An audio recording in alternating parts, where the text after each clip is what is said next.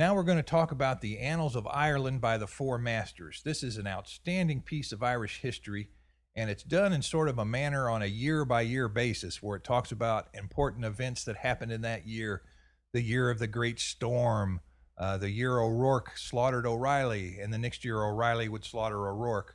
But it gives some valuable historical information, and it also gives us a timeline to follow with Irish history. Now, you also notice that while the actual body of the work has a certain type of style to it, not like a modern history where it's a sort of a narrative, what you'll find is that the footnotes in this volume are written more in the modern style, and that's really a history all unto itself. And there's been two editions of the Annals of Ireland by the Four Masters that are of note, two major works. The first English translation of the Annals was done by Owen Connellan, a native of County Sligo, and that was in 1846. You'll see a modern edition of his works right here, right now.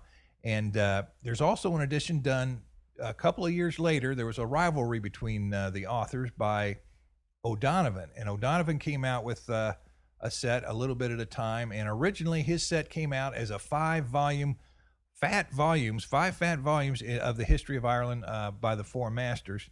And later on, the volumes we know today that we see from his translations are broken down into 7 slimmer volumes.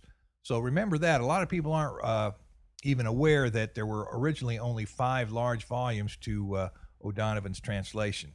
Well, the one thing special about the very first translation, which was Connellan's translation, is that he included a map in the back of the book, a gigantic family map with Irish family names in each county, and showed the location.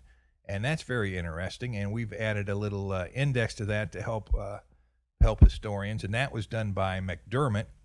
And then also we've got a 4-color frontis that was used in Connellan's translation in these books right here, and that's sort of different too. You didn't see color come out very often in these books, but it's a very interesting piece of work. It talks about the clans of Ireland, where they were positioned, who the great names of Ireland were. You're going to find it very interesting, and it's a year-by-year timeline, so if you're doing historical research, it can sure come in handy.